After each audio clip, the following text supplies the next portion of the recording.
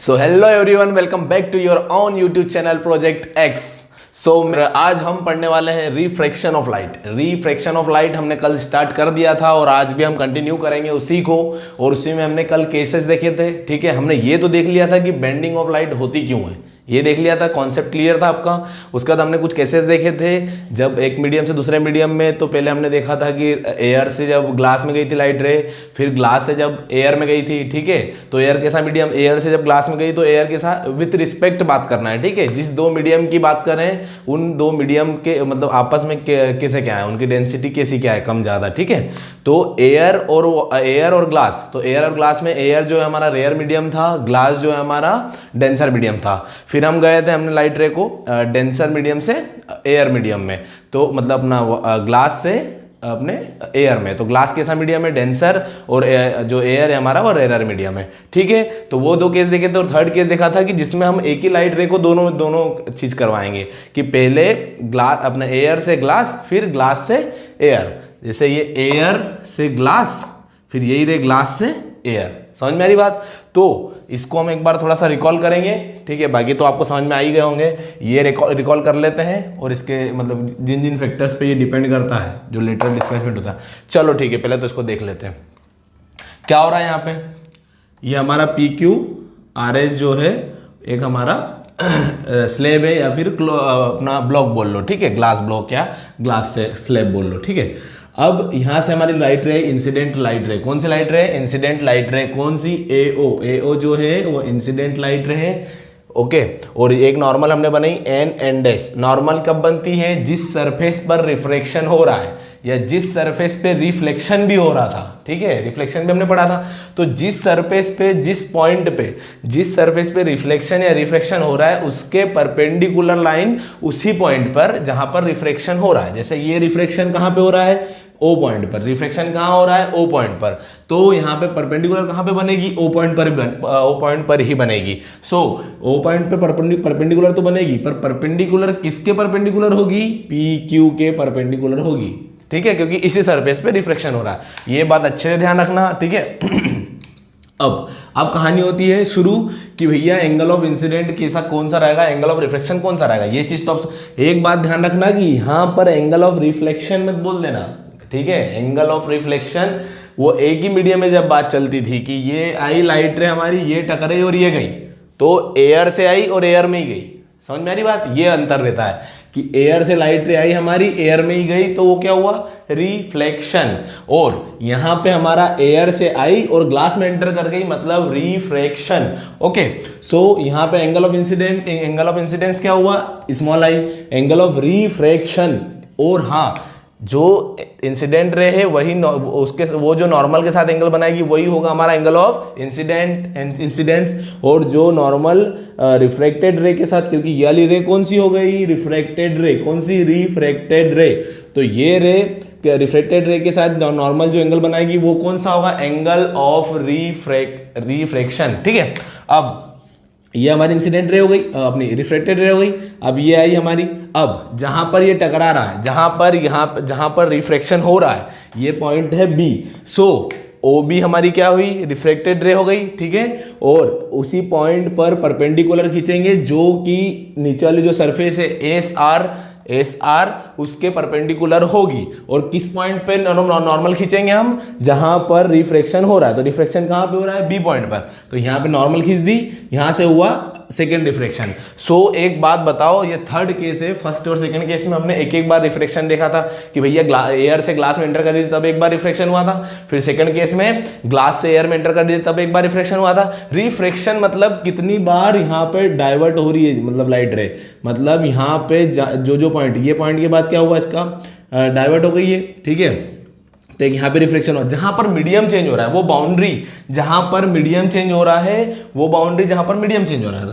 तो ये air medium था पूरा, ये एक बाउंड्री ऐसी आई, और ये पॉइंट एक ऐसा आया जहां से लाइट रे एंटर कर रही है और उसका मीडियम चेंज हो रहा है, एयर से ग्लास में आ गई, तो वो पॉइंट हो जाएगा, ठीक है। कौन सा, रिफ्रैक्शन पॉइंट। तो रिफ्रैक्शन पॉइंट कितने हो गए, 1 और 2, O और B। तो थर्ड केस में हमने क्या देखा कि रिफ्रैक्शन पॉइंट कितने मिले हमको, 2, ठीक है, पॉइंट ऑफ रिफ्रैक्शन, ओके। सो हम यहां तक आ गए थे, हमारी लाइट रे, रिफ्लेक्टेड लाइट रे B पे आई और यहाँ से किधर जाएगी, ये हमारी दूर होते हुए, नॉर्मल के दूर होते हुए। हमने कल क्या देखा था कि भैया रेयरर से डेंसर में आप खाली रोड पे अच्छे दौड़ रहे हो, खाली रोड पे अच्छे स्पीड में दौड़ रहे हो, अब एकदम से ट्रैफिक आ जाए। ट्रैफिक मतलब क्या, पॉपुलेशन बढ़ गई, वहां पे डेंसिटी बढ़ गई है। ये बात समझ में आई? ये सिर्फ मैं याद करने का तरीका बता रहा हूं, ठीक है।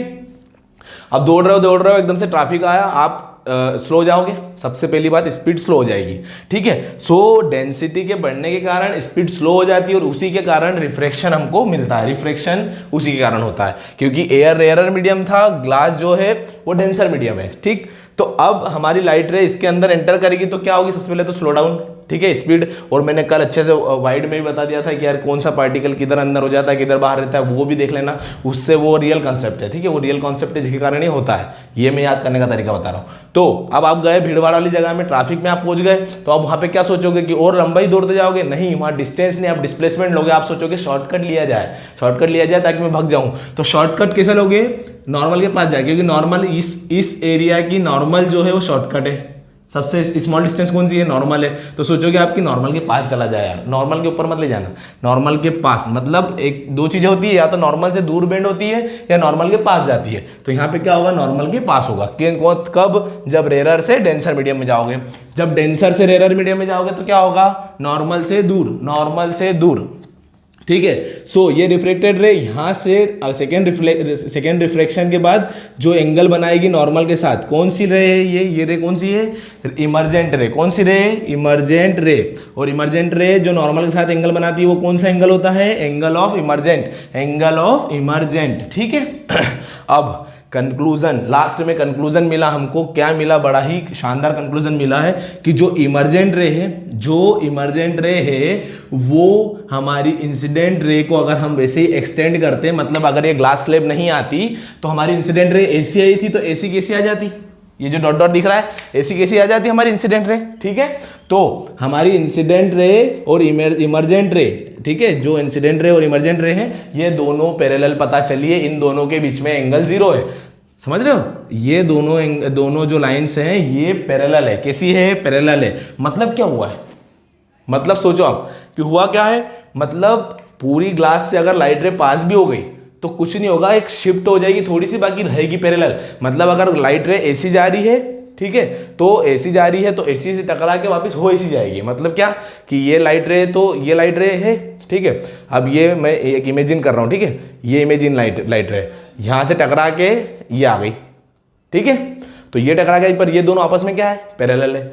तो ये क्या हो रहा है? सिर्फ लेटरल शिफ्टिंग है। मतलब ये लाइन अगर मान लो कि ग्लास स्लैब नहीं आती और ये आगे बढ़ाते हैं हम इसको, ठीक है, तो ये लाइट रे और ये जो डिफ्लेक्टेड लाइट रे, जो इमर्जेंट लाइट रे बाहर निकली है, ये दोनों पैरेलल है। इसका मतलब ये है कि ये लेटरल शिफ्टिंग है, ठीक है, और परपेंडिकुलरली शिफ्ट हुआ है। बात समझना, ये पैरेलल भले ही आपस में, पर ये शिफ्ट कैसा हुआ है? परपेंडिकुलर, क्योंकि इसके भाई ये लाइट रे आती है, ओरिजिनल ये रहती, ठीक है, तो ये अब ये यहाँ आ गई, तो ये कैसे शिफ्ट हुआ? भाई हमने देखा कि एरो बना है कि भाई इधर शिफ्ट हुई है, पर ये क्या हुआ? यहाँ पे कितने 90 डिग्री का, तो परपेंडिकुलर शिफ्ट हो गई, ठीक है, पर आपस में कैसी है? पैरेलल है। एक बात ध्यान रखना, ये चीज याद रखना। और अब यार बात कर लेते हैं थोड़ा सा लेटरल डिस्प्लेसमेंट जो होता है हमारा, वो किन किन फैक्टर्स पे डिपेंड करता है। किन किन फैक्टर्स पे डिपेंड करता है? Angle of incident. यहाँ पे याद रखना कि angle I is equal to angle E. क्यों? क्योंकि दो लाइन्स पैरेलल है, दोनों पैरेलल है। तो ये जो एंगल बनाएगी नॉर्मल के साथ, ये वाली लाइन जो एंगल बनाएगी नॉर्मल के साथ, वही एंगल ये वाली लाइन भी बनाएगी नॉर्मल के साथ, क्योंकि नॉर्मल तो इसमें भी नॉर्मल से कॉमन है। नॉर्मल कॉमन कैसे है कि नॉर्मल का जो एंगल है वो तो 90 डिग्री पे ही है, और यहाँ पे भी एंगल तो 90 डिग्री का ही है। नॉर्मल का तो काम ही 90 डिग्री का एंगल है, ठीक है। तो जो यहाँ पे ये जो लाइट रे है वो नॉर्मल के साथ जो एंगल बनाएगी, वही एंगल इमर्जेंट रे भी अपने नॉर्मल के साथ बनाएगी। क्यों? क्योंकि दोनों लाइन्स आपस में पैरेलल है।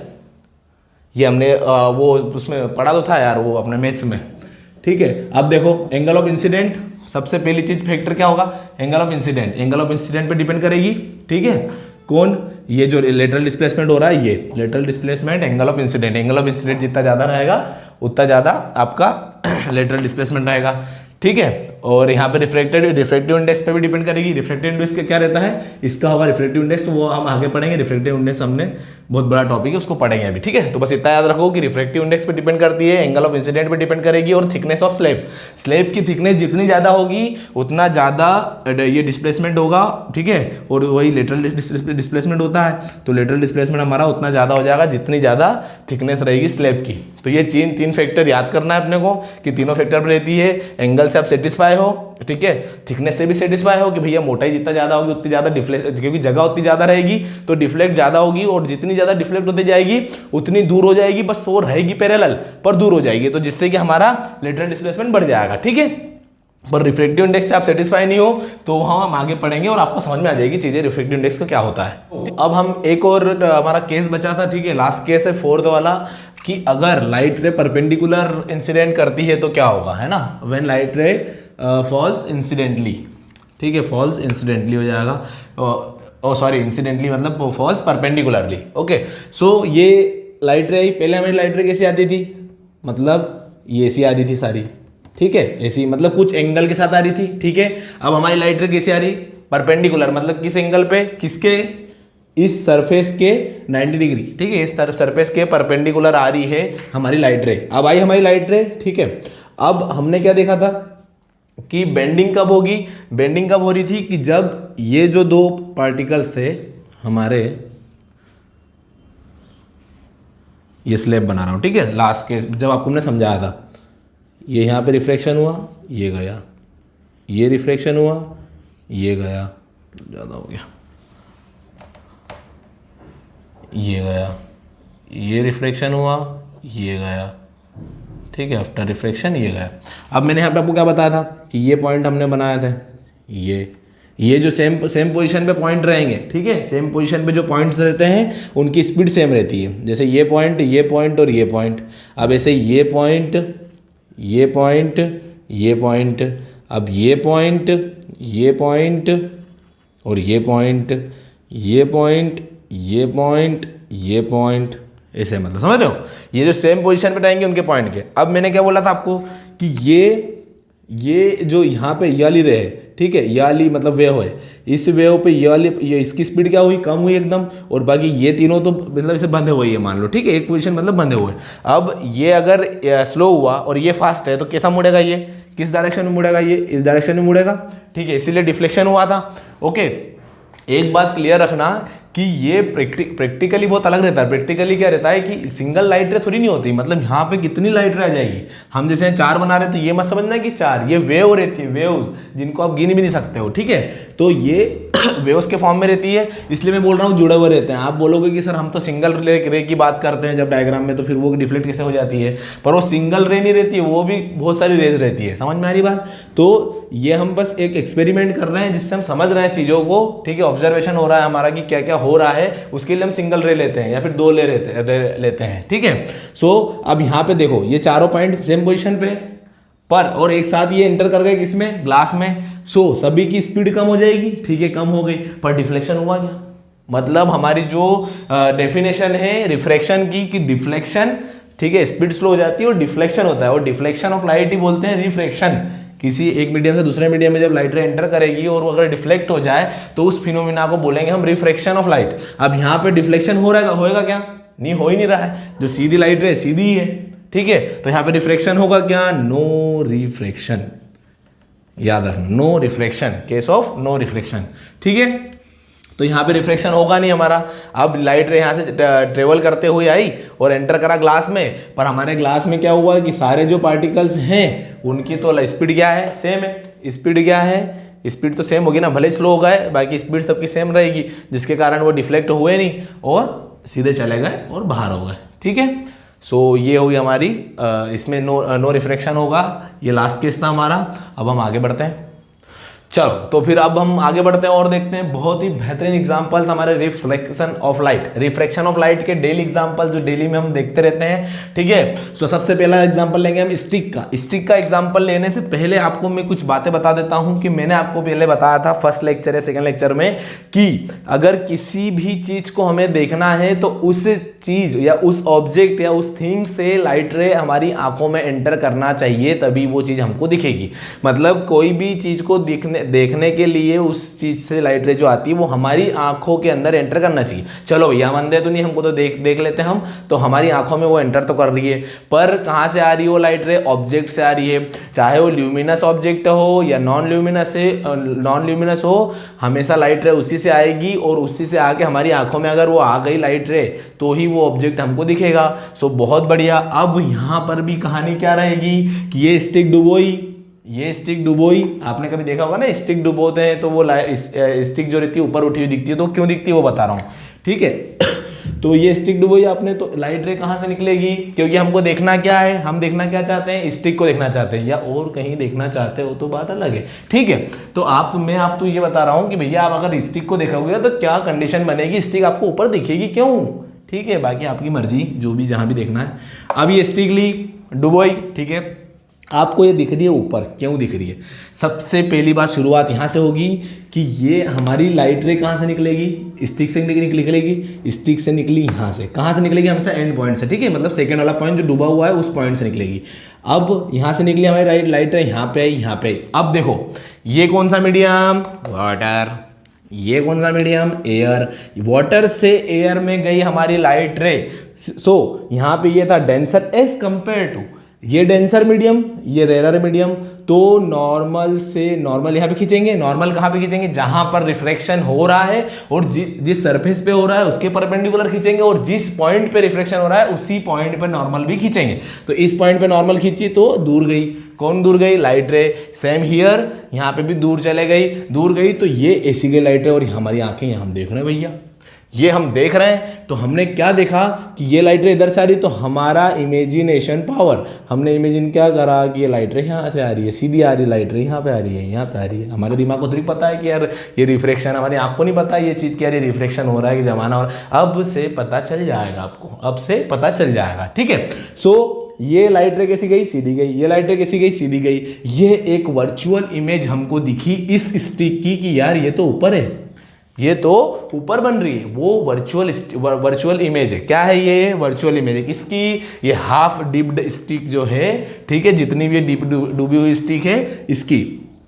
और रिफ्रैक्शन फिनोमिना, मेरी बात सुनो, ये तो लाइट रेज हुई है, ठीक है, बाकी हमको ऑब्जेक्ट कहाँ से ऊपर दिख रहा है? हमको यहाँ से इस पॉइंट के बाद जितना भी ऑब्जेक्ट है वो हमको ऊपर दिख रहा है। तो रिफ्रैक्शन पॉइंट कौन सा हो जाएगा? पॉइंट ऑफ रिफ्रैक्शन ये हो जाएगा। एग्जैक्टली, मतलब इस डायग्राम के लिए एग्जैक्टली हम पॉइंट ऑफ रिफ्लेक्शन बोलेंगे तो वो इस पॉइंट पे होगा। पर ये भी यहाँ पे फिनोमिना रिफ्लेक्शन का ही हो रहा है, क्योंकि यहाँ से स्टेट चेंज अपना स्टेट चेंज हो रहा है, मतलब अपना स्टेट बोल रहा हूँ मैं, अपना जो एयर से डेंसर से रेयरर में जा रहा है, तो ठीक है। तो यहाँ पे भी हम बोल सकते हैं रिफ्लेक्शन। बाकी जो इस पूरे इसके लिए जो डायग्राम के लिए रहेगा हमारा रिफ्लेक्शन पॉइंट ये वाला रहेगा। ये चीज़ आपको एकदम क्लियर हो गई होगी। तो देखो ये तो ये हुआ स्टिक का। फिर अब मैं अगला आपको कॉइन का बता देता हूँ। उसके बाद एक अपना पूल वगैरह, स्विमिंग पूल वगैरह देते हैं, तो उसमें भी सेम फिनोमिना लगता है, सेम चीज़ें होती है। रिफ्लेक्शन के कारण ही वो जो पूल जो रहता है, नीचे की जो बॉटम सरफेस रहती है वो अब दिखती है, थोड़ी नहीं बहुत अब दिखती है।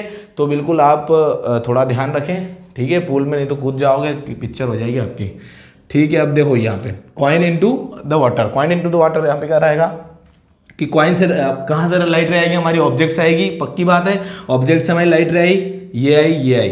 अब देखो यहाँ पे हमने बनाई नॉर्मल, ये बनाई नॉर्मल से किधर डिफ्लेक्ट होगी? दूर होगी, क्योंकि it is a denser medium and it is rare medium, ठीक है। तो डेंसर मीडियम से और डेंसर से रेयर में जाएगी तो दूर जाएगी, ठंडी हवा खाना है, लंबा दौड़ना है, डिस्टेंस कवर करना है, ठीक है। तो ये इधर गई, ये इधर गई, इसको भी आपने आगे बढ़ाया, इसको भी आपने बढ़ाया। कॉइन कहाँ दिखा आपको? कॉइन दिखा ऊपर। कॉइन जहाँ पे बॉटम में रखा है वो दिखा इतनी ऊपर। तो सोच लीजिए कि जब आप देखते हो ऊपर से पूल की सरफेस को, बॉटम सरफेस को, पूल की, स्विमिंग पूल में जब जाते हो आप तो स्विमिंग पूल की जो बॉटम सरफेस को, पूल की जो सरफेस को देखते हो आप, तो वो कितनी ऊपर दिखती है। तो कूद मत जाना दादा, नहीं तो पिक्चर हो जाएगी, ठीक है।